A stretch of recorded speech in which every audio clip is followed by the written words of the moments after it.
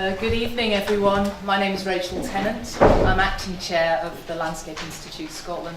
I'd like to welcome all to this evening's events. A particular welcome to the family of Mark Turnbull, who have joined us. Also to his colleagues and friends, all our members, and also our president and representative from the Landscape Institute. The programme this evening is divided into two parts. The first is a celebration of Mark Turnbull, his life and work, followed by the award of the Landscape Institute's Gold Medal by Merrick Denton Thompson, President of the Landscape Institute. The latter part of the evening, which I promise I will keep short and snappy, is our AGM, and we encourage all our members to stay for that. The aim is to keep members appraised of the exciting year's work of the LIS. It's also an opportunity for people to be involved in our future programme of activities. Last year's AGM was the culmination of Mark Turnbull's success at revitalising the Landscape Institute Scotland. We are extremely grateful to him for his dedication, commitment and support to his committee. The LIS work this year has been building on this success and fulfilling his legacy, which will continue into the future. I would like to hand over now to Karen Anderson, Chair of Architecture and Design Scotland, as moderator for the first part of the evening.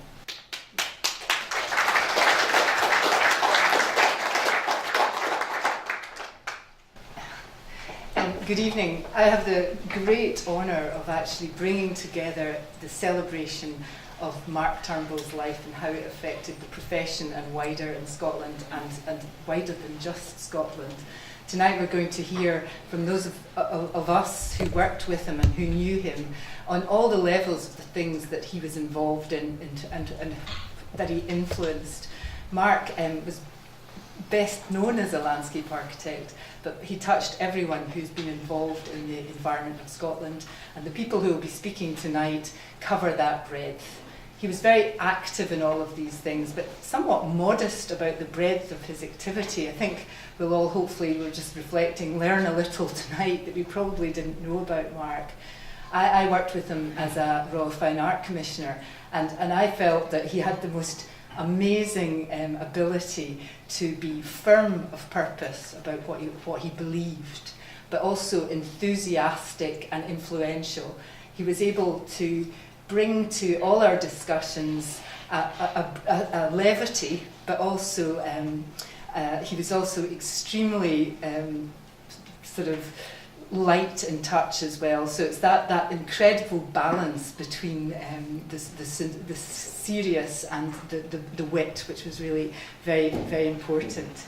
I also felt that his essential quality was of caring. He cared about everything that we were involved in, and he wanted to act and to influence. So tonight we'll hear about his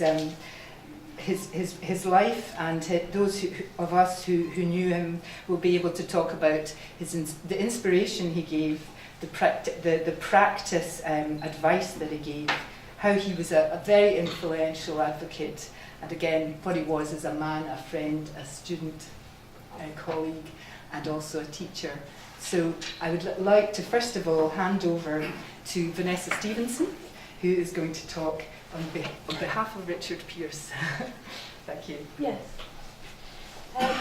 Richard's words speak for themselves, but Sharon's asked me to read them on his behalf because he can't be here. I knew Mark Turnbull all the way through our years at Edinburgh College of Art School of Architecture in the 1960s. We were good friends. Later on, after we'd gone our separate ways, he to the University of Pennsylvania, and I to Dartmouth, the Ivy League college in New Hampshire, not the Naval College in Devon.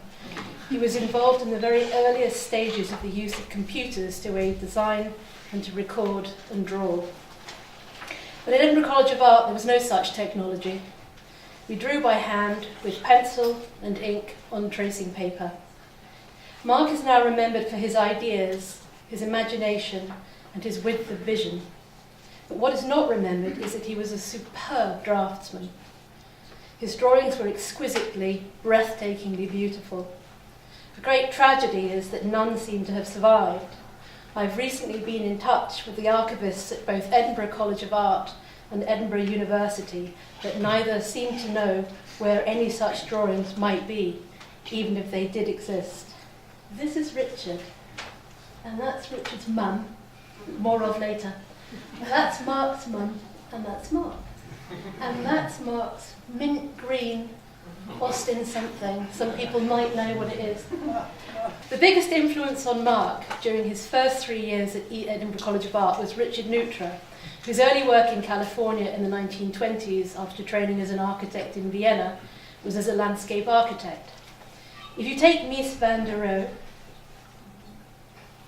Barcelona Pavilion as a reference and hold it in your mind for a moment, but then in your mind's eye add more flat roofs at different levels, but all with thinner edges, so that they float in space, make the columns even thinner, and change the big marble-clad walls into lighter materials and set them back under the shadow of the roofs, you're on your way to imagining the work of Neutra.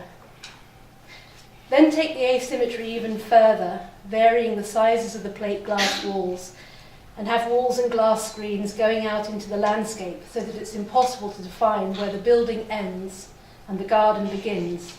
You understand Neutra a bit more. But Mark's buildings were as far beyond Neutra as Neutra was beyond Mies. And Mark could draw. His line quality was superb.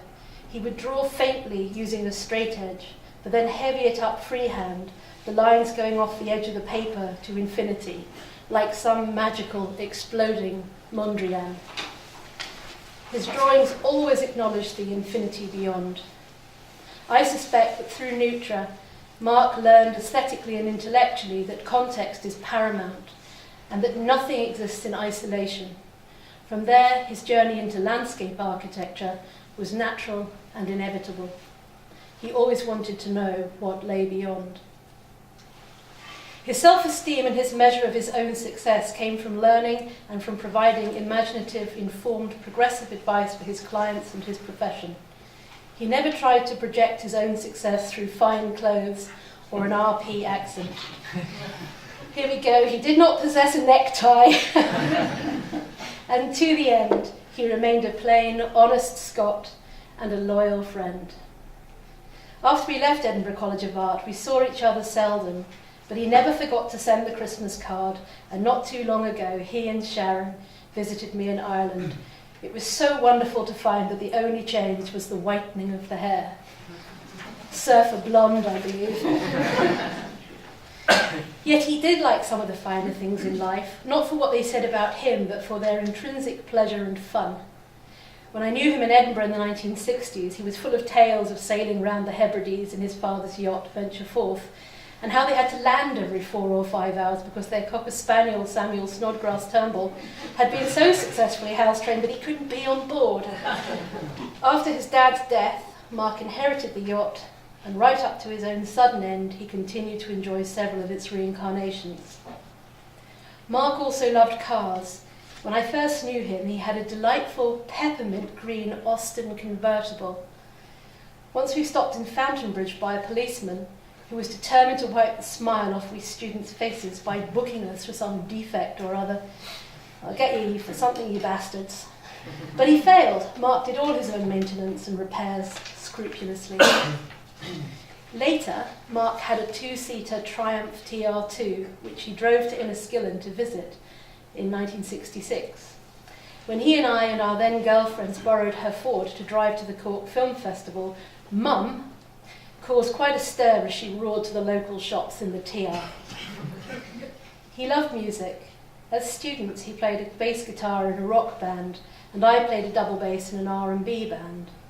When I visited him in Philadelphia in the spring of '69, he had the first set of headphones I'd ever seen and ever had the opportunity to use. I'll never forget the sensation of hearing Pink Floyd's Saucerful of Secrets in the centre of my skull. Mark was blessed by never losing his childlike joy in living. He loved life and made the most of it. May we all follow in his inspiration. Thank you.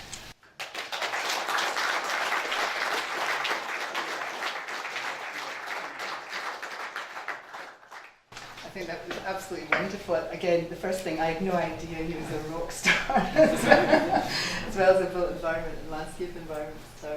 Our next speaker is Bill Cairns, and he's going to speak about his early days and later days. Next slide. Sorry, apologies. Oh, Karen. I know I'm not doing very well in the IT. Well, it's a very difficult act to follow because we've heard so much about Mark's early career. And I was going to say that one of the outstanding things was that he, as many other landscape architects, had gone to the University of Pennsylvania under the tutelage of the great Ian McHarg.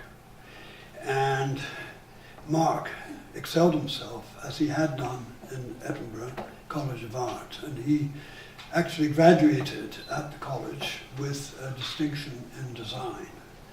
And he similarly graduated with an MLA from Penn with a distinction. And he worked with McHarg on design with nature.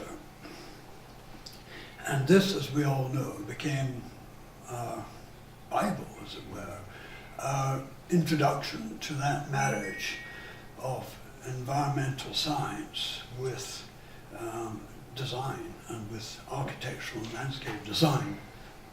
So it was very fitting that Mark, in fact, who was a multidisciplinary man at heart and who could turn his hand to many, many different things, whether it would be going under the chassis of his TR2 or his Austin, as we've learned about, Mark could do many, many practical things, as well as being a theoretician.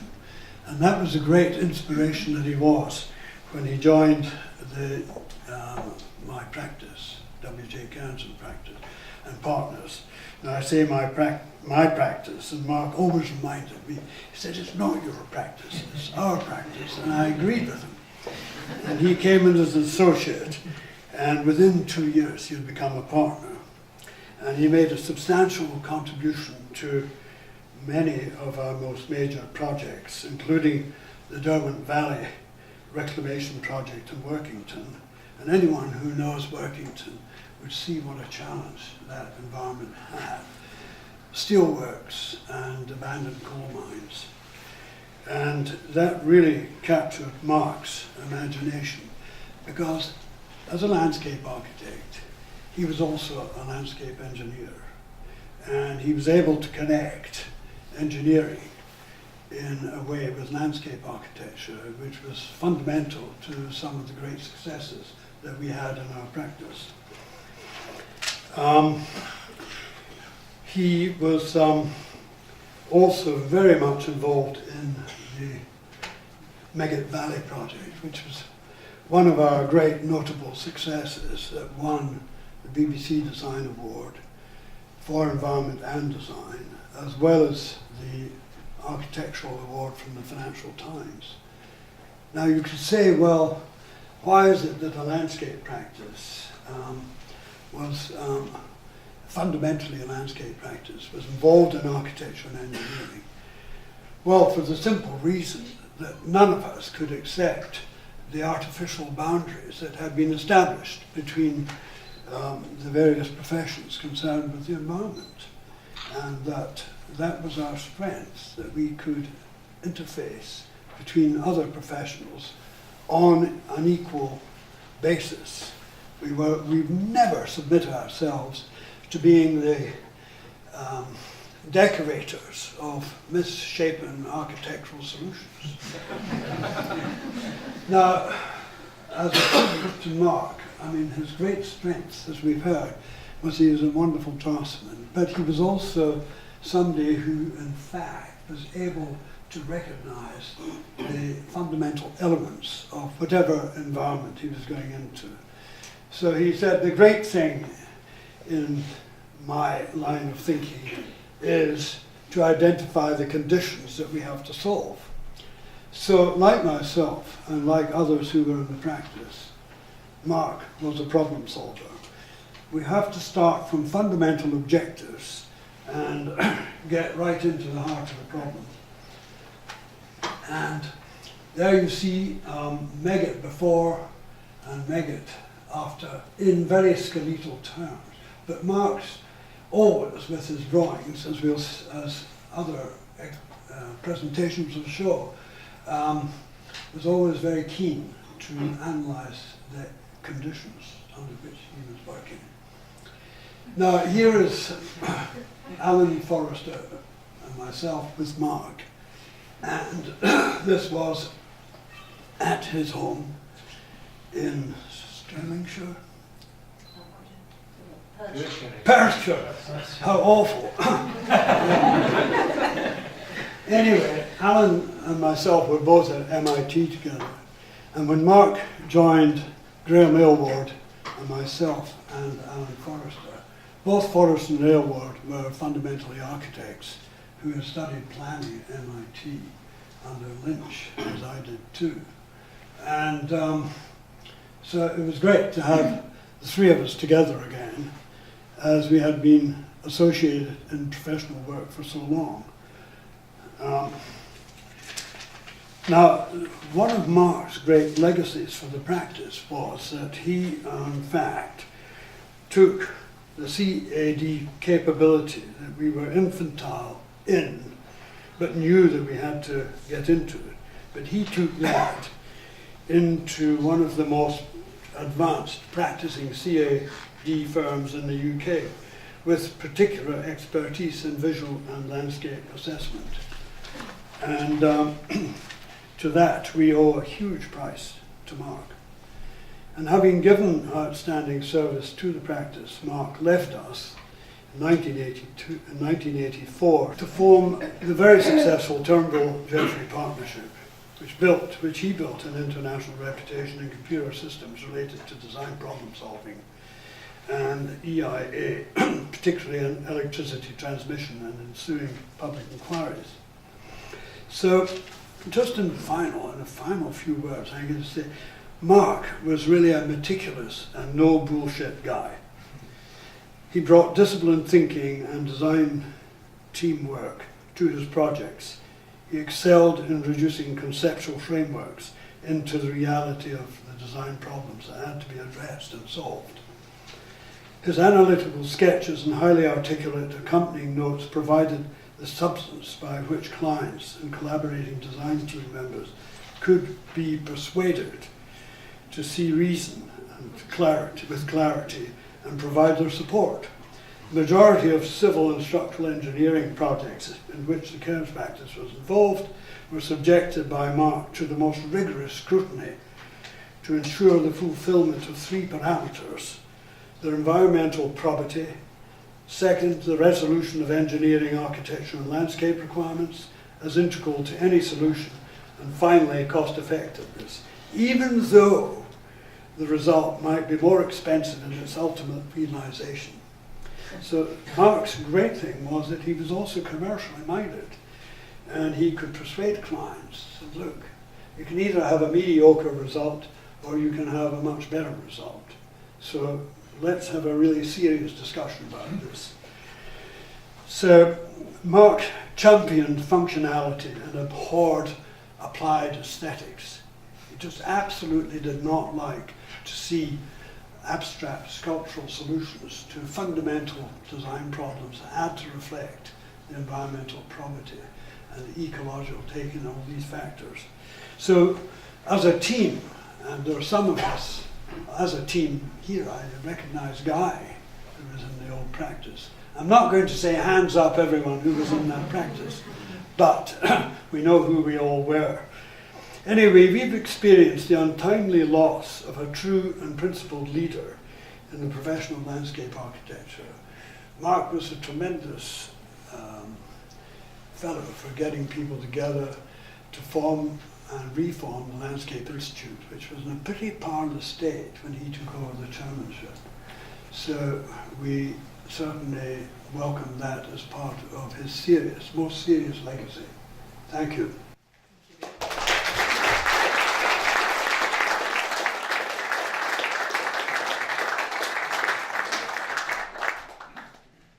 Picture is building up, and already, the work that Mark has been involved in stretches over everything so broadly. Marc van Grieken, who has been instrumental in organising the celebration, is now going to read the words of Ian McAulay and talk about Mark's involvement in technology and early AutoCAD and landscaping, early digital landscaping assessment, environmental assessment. Sorry, I'm not very... Thanks, Karen. I wonder how many of you have spotted the logo at the top right-hand corner. It's almost a motherboard, but it's so many of those amazing diagrams. Ian McAulay wrote something. He would have loved to be here, and I'm going to read it out verbatim. I am sorry I can't be here in person due to family circumstances. However, there are a few recollections that I hope will convey my appreciation of Mark's contribution to the profession and to my particular niche within it. Back in early 1982, I was working as a PhD research assistant at Plymouth Poly, now Plymouth University. Graham Aylward, the then professor of the School of Architecture, appointed me, but just before my research work began, he was tragically killed in a building accident. Mark Turnbull had been Graham's research collaborator into the use of computer-based tools in visual analysis and gallantly took up the reins in providing me with guidance from 500 miles away in Edinburgh. My first meeting with Mark in person was when I travelled to Edinburgh with my PhD supervisor. We met him in Bill Cairns' office, where he then worked, and then travelled up to Edinburgh University's King's Buildings. The transport was, you guessed it, Mark's beloved but rather battered two-seater Triumph TR6. It showed Mark's general disdain for pomp and formality, but it was a tight squeeze with the three of us. As my research work progressed, my relationship with Mark developed. I was in regular contact with Mark, usually by phone in those pre-email days, but often in person when I travelled to Edinburgh in many of the Polytechnic vacations to put the computer-based tools I was developing into actual use on live projects. The theme underlying much of Mark's input came from his passion as a designer. In Mark's view, unless analysis led directly to better design, there was very little point in doing it. My personal friendship with Mark developed during this time, and we discovered shared tastes and interests.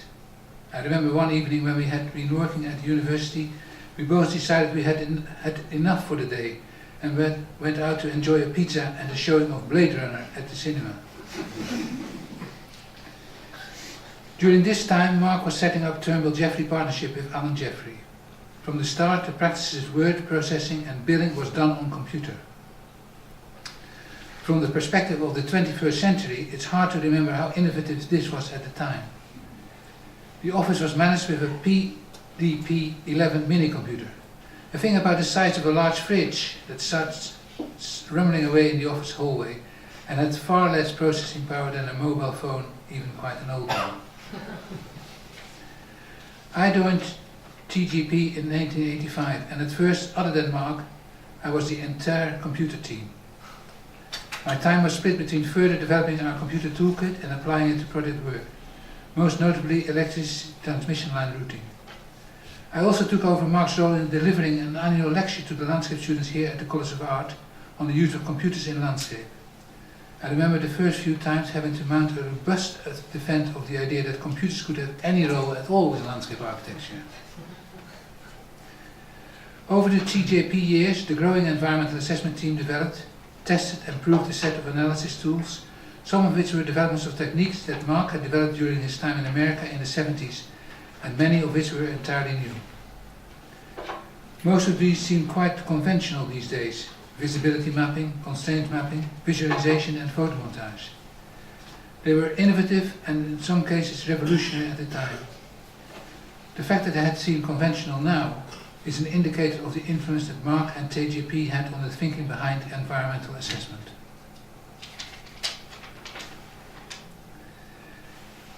Aside from his professional influence, Mark knew how to run a happy office.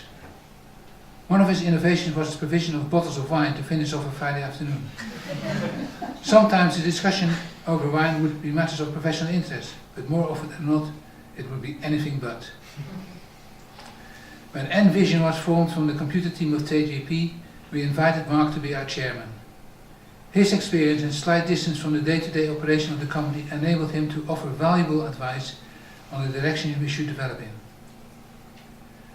Mark would phone me from time to time to discuss issues of visual assessment and research that he or I was engaged in. We didn't always agree, but the discussion would always be stimulating and ultimately constructive. When I picked up a phone call from Mark, I knew that there would be at least half an hour before I could do anything else. Sometimes more than an hour. I sorely missed those interruptions. They always brightened up my day. Thank you very much.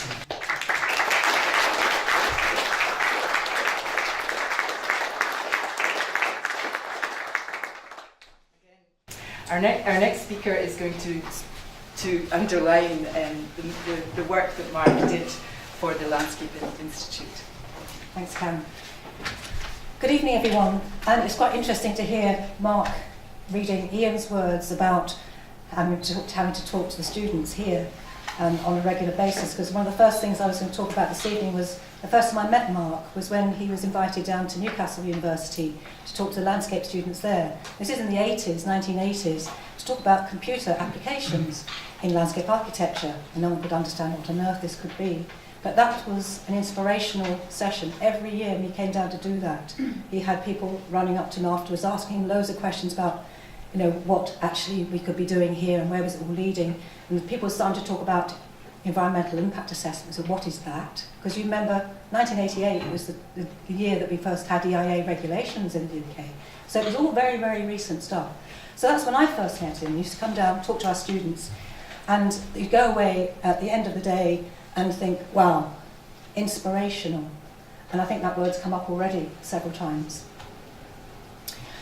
I was a tutor at the time in Newcastle, but eventually I got fed up talking about it, wanted to do it, so I came up to Scotland to actually do landscape architecture again, or actually landscape planning, so I came into SNH. And one of the first things I got thrown into the middle of was the Lingra Bay super quarry case, which became a public inquiry.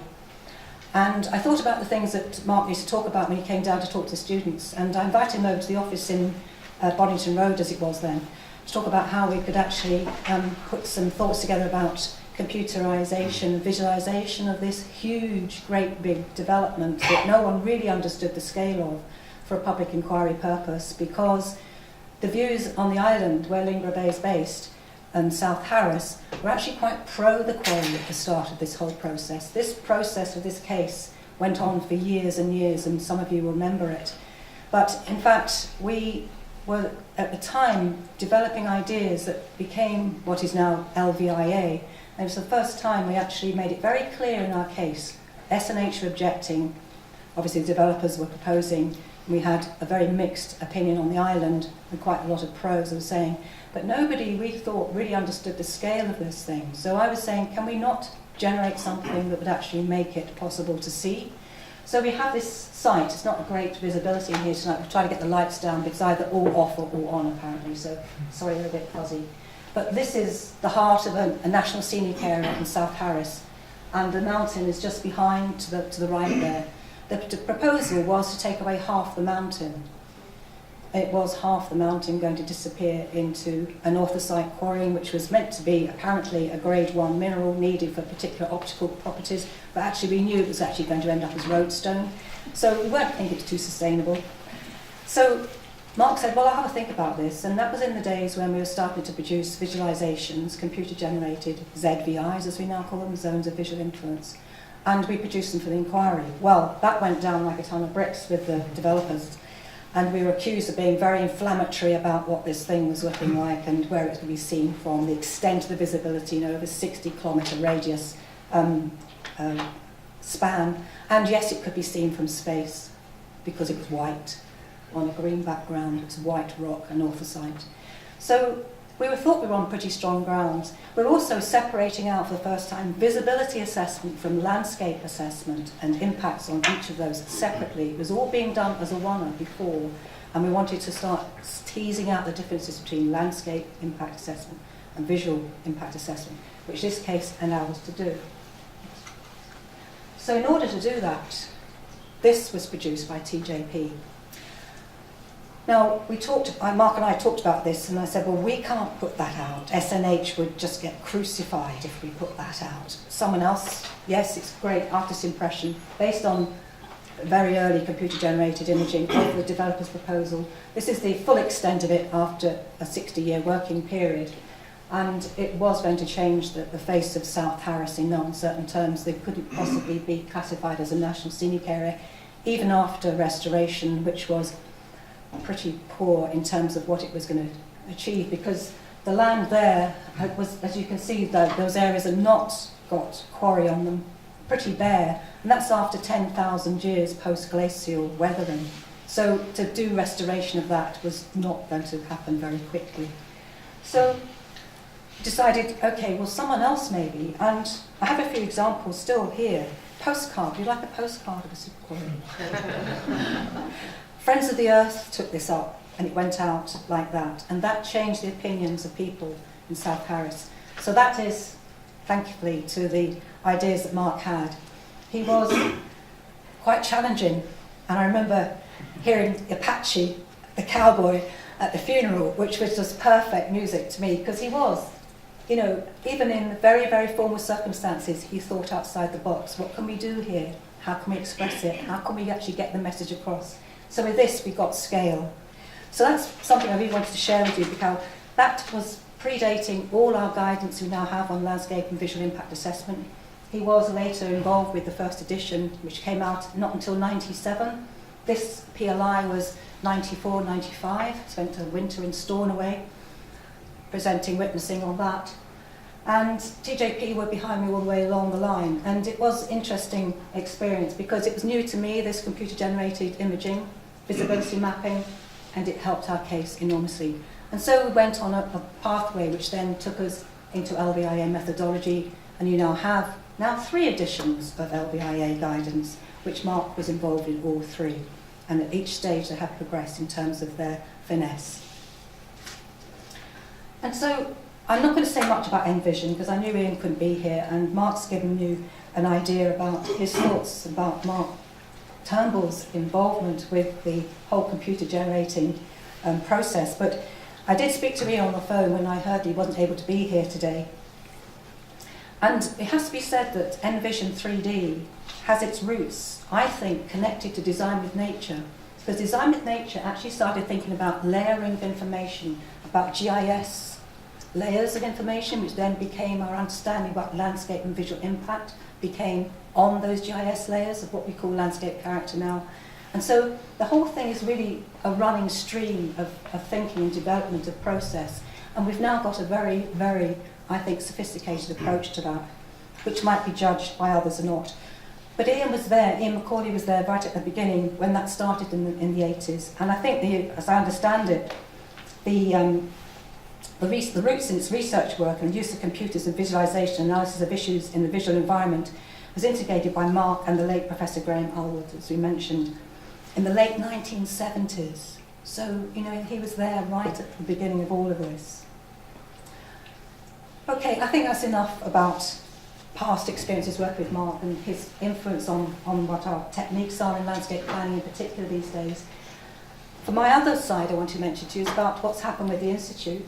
Just in the last 3.5 years, I've been policy officer working with him, and what he was like to work with. I have to say, I think his middle name should be inspirational. Because everything he did and everything he talked about, he inspired you with, you know, encouragement, and yes, let's do this, and let's go there, and why not? There's always why not. And I think what we hope to do with the branch in Scotland is to set a marker really about what a branch can do, and we really were starting to go places, and we still are. We're still seemingly well ahead in our business planning and encouragement of what we might be doing in the next 5 years. We're thinking 5 years ahead. And those sorts of things, but all coming from Mark about we want to be thinking long term, not just about now. So I had a very interesting conversation with him, and I looked back through my diary last year.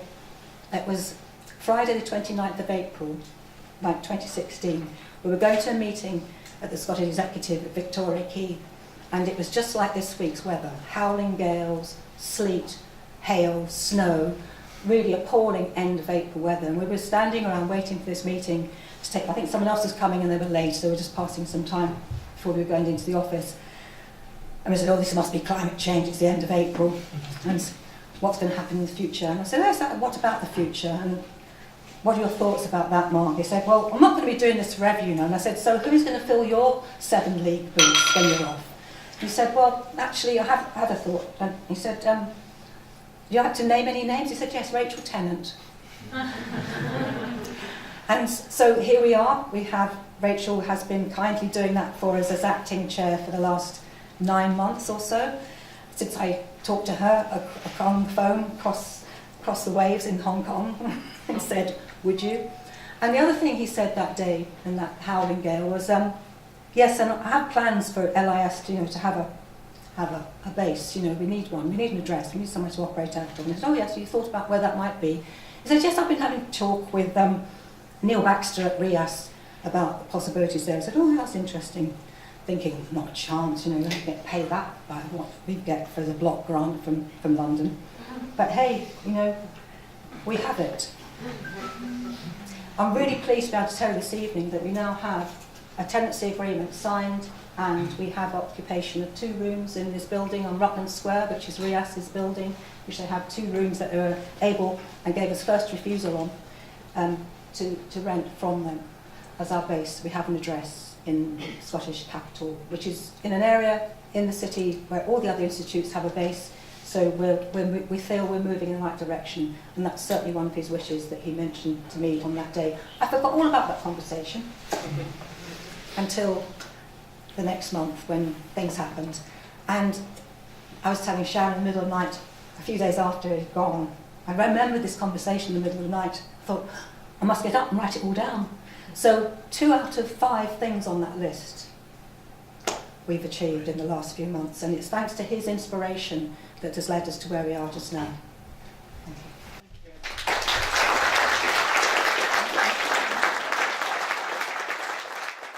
It's such a fitting legacy, and I think I'll be personally lobbying the RIS to call them the Mark Turnbull Suite.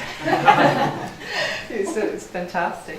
And again, I think it's so important that we try and blur the lines as much as possible as well, as earlier speakers said. Our next celebration is by Ross Baxter, and he is going to speak about Mark from the client perspective. And again, it's very much about his contribution in our Scottish landscape from the perspective of infrastructure. Thank you. Okay, thanks, Karen. And firstly, I suppose, if I look rather uncomfortable, I'm a developer of overhead lines in a room full of landscape architects, so excuse that. But I feel I've got Mark by my side, so I've got his blessing. Mark's involvement in major electricity transmission infrastructure projects with Scottish Power Energy Networks goes back many years, both as a consultant and a client advisor. As many of Mark's other private company clients will testify, Mark brought so much more than just expertise and advice. To me, Mark was a mentor, friend and role model. I'm not sure precisely when Mark began his relationship with what was at the time the South of Scotland Electricity Board, but it was no doubt Mark's involvement started Mark's involvement in most, if not all, of the major transmission infrastructure schemes developed by the company in modern times. I'm also uncertain about how Mark became so interested in the sector, and in particular overhead lines, but thankfully he did. Although perhaps Sharon may not agree, there's only so many pylon pictures you can take in the drawings. Mark has led the way, becoming an industry expert in the routing and planning of overhead lines since that interest began. With TJP, Mark worked on the Scotland-England interconnector, the East-West Central Scotland upgrade connecting Torness Nuclear Power Station, and the infamous Northern Ireland interconnector project, each a significant undertaking in their own right. As a client advisor, Mark's involvement has been key to the even more infamous Beauly-Denny overhead line, South West Scotland Renewable Connection Project, the Hunterston to DC HV subsea cable, and the associated onshore works. This, I think, was a particular favourite of Mark's as it involved boats and the sea. Recently undertaken Dumfries and Galloway upgrade. All of the projects have been informed by Mark's work to understand the characteristics of infrastructure and what makes it fit within the wider environment. Mark's early work on visualisations, visibility, perceptibility and effects of backcloth on overhead lines remain very much relevant today. Mark, working with Brian Evans of Gillespie's, produced Energy Network's internal guidance document on routing of overhead lines in 1999. This approach has recently once again been reviewed with very little change to the basic principles that were employed all those many years ago.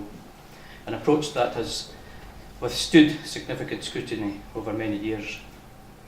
Mark was not a protectionist, he was a practical thinker. If an overhead line was required in the landscape, then the correct route must be found for it. Mark seemed to revel in the linear nature of an overhead line and the requirements to balance the competing interests along the route. The Bewley Denny cartoon up in the top corner is obviously not one of Mark's creations. That's obvious because you can read it without a magnifying glass. The reason I've included it is an example of Mark's design-led approach. I sent him this image from a local newspaper, a little bit of humour perhaps, and his immediate response was that they had not used an L12 tower design and that the tower did not have upswept cross arms. End of story. Design was hugely important to Mark, from the design brief to the technical specification through to the design review. It all had to come together to meet the project objectives, often an approach surprisingly alien to my engineering colleagues. It would be fair to say that electrical engineers really don't get landscape architects. However, in all my time working with Mark and from my knowledge of previous relationships, there has never been an engineer not bowled over by Mark's logical approach to problem solving and his infectious interest in engineering and design aspects of a project. It has always been a joy to introduce Mark to my engineering colleagues, to watch Mark take the seat at the table in his usual understated manner and then work his magic, listening intently, often for long periods of time, to the many voices in the room who often felt the need to express themselves, but not often with very much to say. It would seem he was not listening. Then, when everyone had had their say, he would run through the doodle he'd been frantically scribbling, capturing all issues.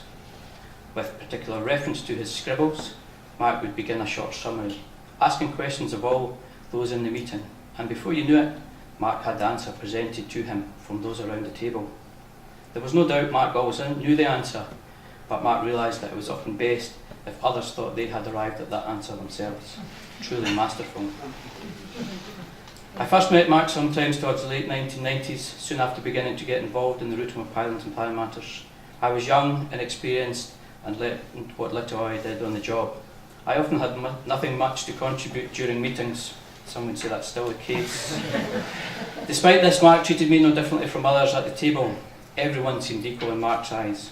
I continued to observe this in Mark over the years, especially when I had the opportunity to introduce some of my young team members to Mark. As a client advisor, Mark would work carefully with other individuals and organisations, again never dictating or letting his vast experience impose on them, especially those younger, less experienced members, but would rather nurture and guide them to reach the appropriate outcomes. Mark was very much a man of integrity. Despite an excellent relationship, Mark never spoke of other clients' business, even other businesses within the Scottish Power Group. You knew your information was safe with Mark. However, you knew when you engaged with Mark, he brought a wealth of experience from many other sectors and clients with him. As an expert witness, Mark was impenetrable on the stand, his reputation preceding him. His meticulous preparation, attention to detail and unassuming manner presented a clear and confident approach rooted in someone who obviously knew their stuff. This, combined with Mark's willingness to assist others and join the pieces, led to the presentation of an overall robust approach. Working with a colleague is certainly easier when you get along, and Mark was very easy to spend time with. He always had an engaging, interesting tale to tell, be it professional or personal. Whether it was the merits of using an engine block as a mooring anchor for the boat, or the vagaries of commercial forestry in the landscape, conversation always flowed. Mark was also a great travel companion, camera ever at the ready to capture that interesting shot. Mark never stopped being amazed by the landscape around him and how society chose to use it. A quiet street in Liverpool or roller shuttered down for the evening, a tranquil view in Dumfries on a sunny spring morning, or an overhead line configuration he had not seen before, Mark marvelled at them all. There was always a learning opportunity. Mark has had an impact on all of us who had worked with him throughout the years. We have learned so much from him, and he has left so much for us. A legacy of not only material assets delivered on the ground, but a wealth of knowledge and experience, perhaps without us necessarily recognising it at the time. Mark was so much more than a consultant or a client advisor.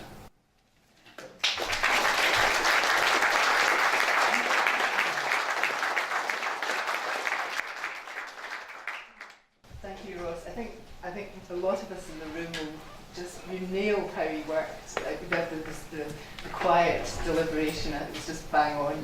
I remember, looking and watching just as there was a pause before it was fantastic. Our next speaker is Stuart Henderson of SMH, and he's going to speak about Mark's influence to designers. Thank you very much. Thank you for the opportunity to speak briefly about Mark's huge influence on me and our housing projects in Stuart Milne Homes. I consider myself very fortunate to have met Mark when I did. I started working with house building after a short stint with my father's practice, after qualifying from here at the Edinburgh College of Art. I've always been passionate about the need for better quality volume house building, and felt that the best way to understand and influence it was from within a house builder. I met Mark in 2007 when I became a design director with Stuart Milne Homes. He worked mainly with our strategic land team, achieving residential zoning of sites within local plans. I was lucky that our site in Barassi Troon, we ended up working together with Vanessa to create the detailed proposals for 680 new homes. Mark too had a clear desire to improve housing developments, and I consider myself very lucky that he took time to mentor me over the next 9 years. When I studied at the Art College, I was influenced by Hermann Hertzberger's book, The Lessons for Students in Architecture, where he talks of the importance of human architecture, an approach less preoccupied by style and more with the way that people live in communities. Mark's approach was very much like this, and I immediately enjoyed our time discussing what made great places to live. Mark was very generous with his own time and spent hours showing me great spaces in existing villages. He sent me lists of 33 places he thought worthy of visiting. I'm still working through the list, and we said we'd do them all together one day, but unfortunately we never found the time. In my first slide, this photo shows a small public space in Eaglesham that Mark had emailed to me along with the quote below. When I received it, I couldn't understand what made this place so special. The architecture was quite plain and the landscape fairly simple. Mark took me there to show me what was so special about it. It was simple and sophisticated aspects that I didn't pick up, that he had to take me there and actually explain. Terrace buildings on the north and south sides giving a sense of containment. Semi-detached and gabled buildings giving a more open feel to the two other sides. Different architectural styles and periods, but all laid out to the same principles with a relaxed symmetry. There was one special tree in the corner that allowed then free space for kids to play. And the lanes and the roads around it were narrow, meaning that cars would drive slowly. And the overall scale worked well. Had it not been for Mark, I would have driven past this green every day of the week. It appeared such an unremarkable space, but it made me realise that great spaces don't need to shout and scream at you, and they don't need fancy architecture. They can be simple, well-considered spaces that work well for the community that live in them. Mark's early influence resulted in me becoming less preoccupied by style and more about the scale and feel of spaces and specific character that we would be creating.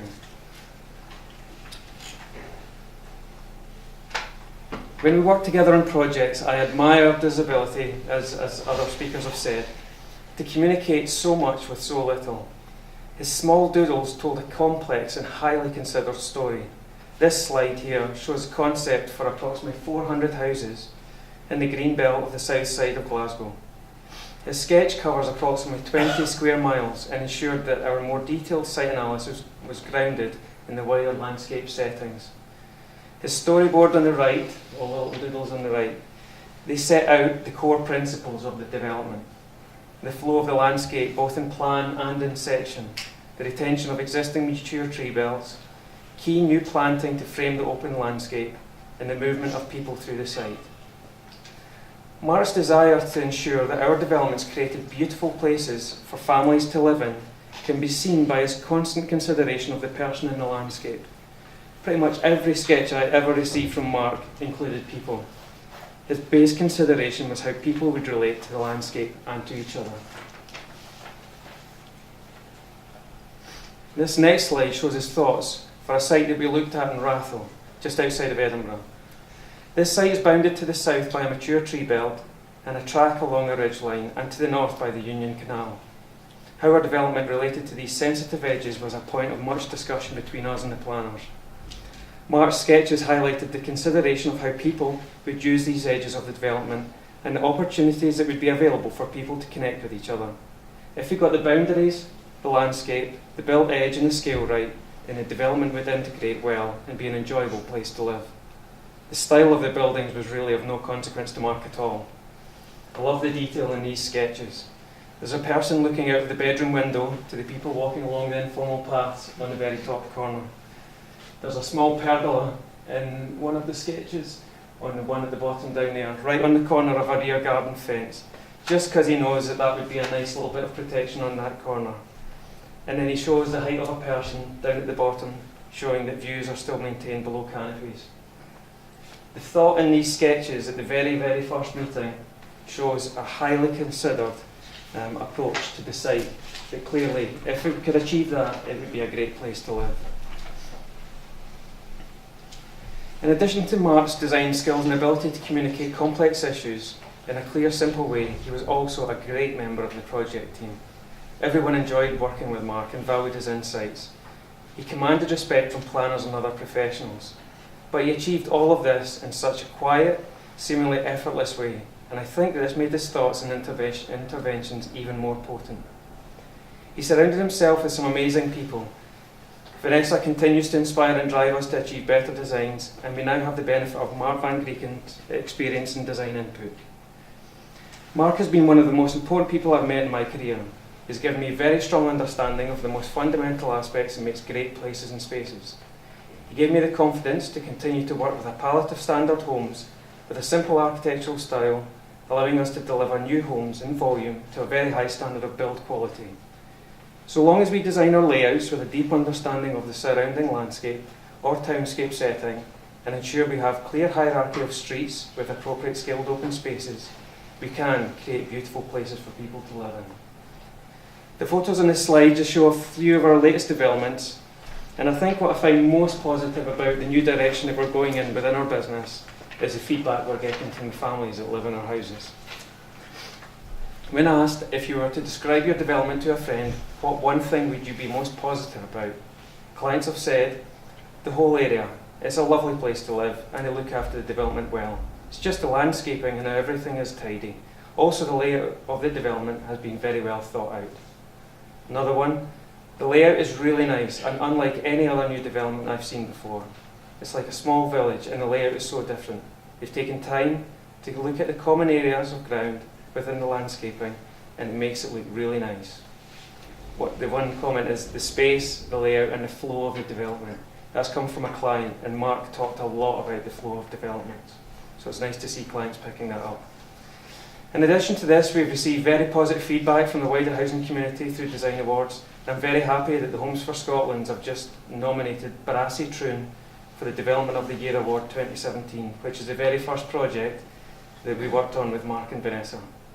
Through Mark, I believe more than ever that it is possible to create beautiful, unique places to live with standard product, volume houses lying at the core. Like I said at the beginning, I feel very lucky to have worked with Mark over the past 9 years. Thank you.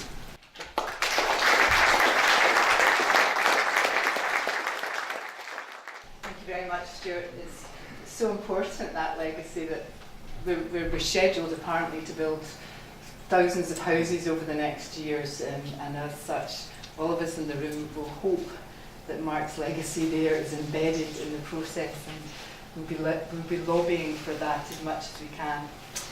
Before our final celebrant speaker, I'd just like to sort of encourage you to have a think about all the things that you've heard, but also reflect on your own experience of Mark.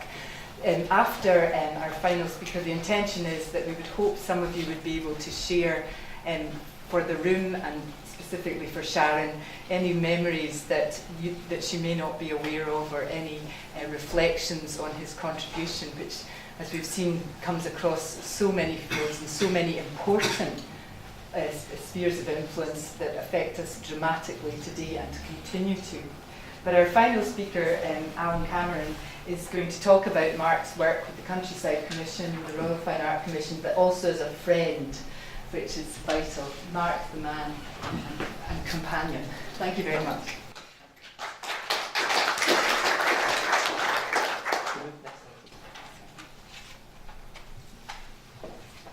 Yeah, Mark was my friend, and that's really what I'm speaking about, and sort of summing up as well.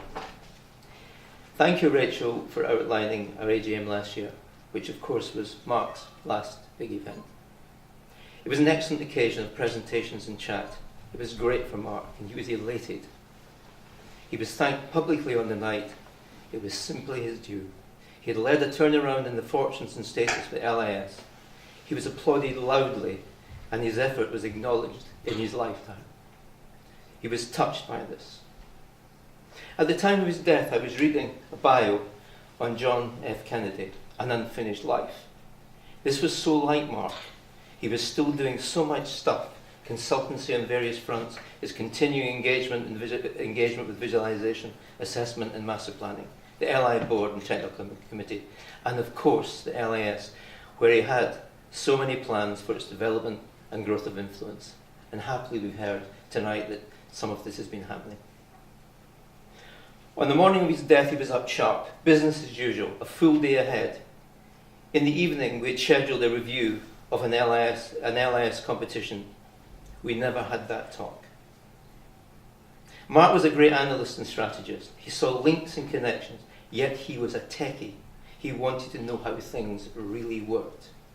His reading material reflected this. Good, hard, factual stuff. There was no place for fiction.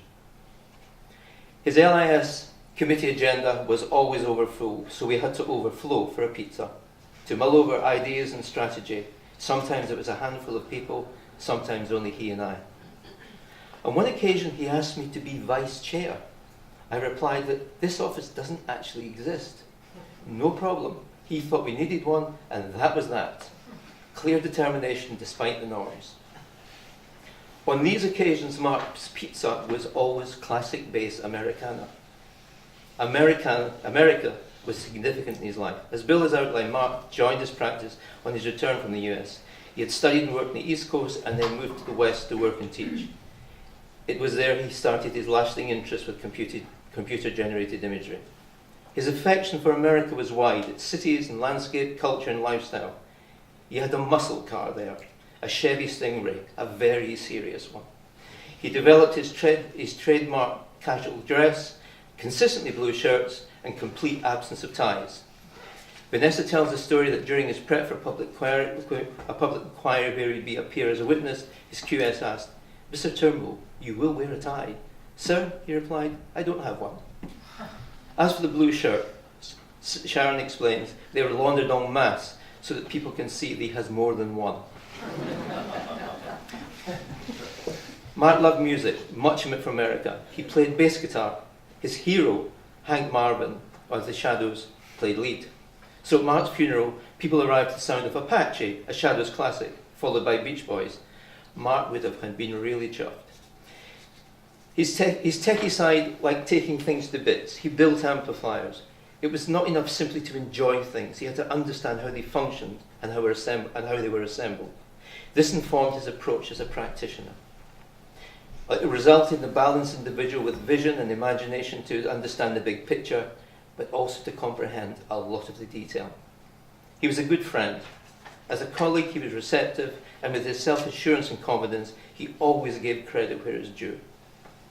As we've heard, Mark inhabited the private sector, but contributed much to the public sector, both as a consultant and as a committee member for a host of institutions and organisations. Much of this service is voluntary. I asked him why. He said that he had gained so much from his professions that he wanted to give something back. He was able and was willing to share his abilities. What is his legacy? We've heard some of the detail of his working life from his colleagues and how and individuals and organisations have been enriched by his contact with them and by his work. He worked hard to provide our built and landscape heritage. He also leaves tangible evidence in buildings and places that work can grow. In the week following his death, I attended the Festival of Architecture Committee, RIS, where Neil Baxter, who's just walked in the room, described Mark's passing as a great loss to Scotland. He was surely right. Thank you.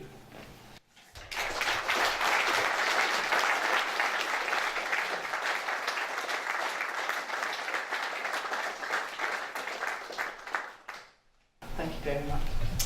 So thank you. The next part of the procedure is the award of the gold medal from the Landscape Institute. And basically Merrick Denton Thompson is going to make the award to Sharon.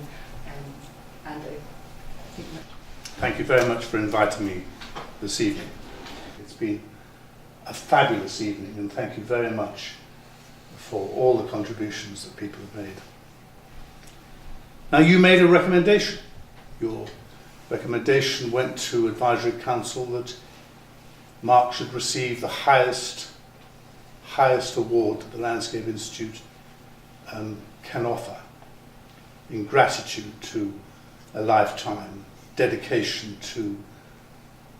It's an exciting profession, isn't it? I mean, we all get up every day not knowing what's going to happen, and that was Mark as well. That's what he loved, was the uncertainty of what was going to happen next. And that recommendation went to the Advisory Council, and there was unanimous support for your proposition, and it went to the board, and it was unanimous support from the board to award Mark this gold medal that I'm about to give to his dear wife. And if I might say also, behind, and it's been hinted at already, behind every great man is a great woman. And it was a true partnership, the delivery of all that you benefit from and future generations will benefit from. That's not a single man, that is a partnership. So we've also got a little gift for you, Sharon, because in recognition for all that you have done for our profession. So it gives me great pleasure to give you these two gifts. So I'm going to come down. Sharon, stand up. And on behalf of the Landscape Institute, on behalf of the thousands of members of the Landscape Institute, please accept this in remembrance of Mark and what he did for this world. Can I shake your hand? Yes. And Sharon, here is a small gift for you personally to say thank you as well. It's only tiny, but in respect for all that you have done for our profession as well. Thank you very much.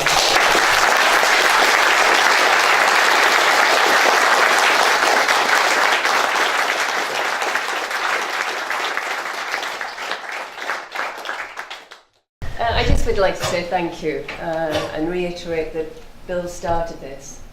He instigated the award, and thank you for that. Together with the team of Marc van Grieken, Vanessa and Alan Cameron. Your work has been amazing, and thank you, Mark, for putting this together. Mark loved work, and it wasn't really a job, it's his way of life. And as mentioned again, he woke up thinking about work, he went to bed sleeping on work, and he woke up in the middle of the night with solving a problem. It was his way of life, and he loved it. He loved the Landscape Institute. He loved working with everybody, the young team, more experienced team, and it was his passion. And one thing I asked Mark was to slow down and to stop work. Not everything, but just to slow down, and he did. But then he put all of his time into the Landscape Institute. But he was happy. He was happy with giving, and he was happy with taking. And the benefit and enjoyment he got out of the Landscape Institute of Scotland in particular, and the team and the phone calls, it was amazing. and latterly working with the clients he wanted to work with, and the enjoyment he got out of that made it a pleasure. That he would never have slowed down, never. And if he had, he would have been a different man. And to remember him this evening, as you all have, and will continue, it just fills my heart. And I want to thank you. And Richard Pearce, who Vanessa very kindly read out his words, who's so eloquent with his words, said one phrase to me. He said, remember his presence and not his absence. And I think that's what we've done tonight, and will continue. And I want to thank you all.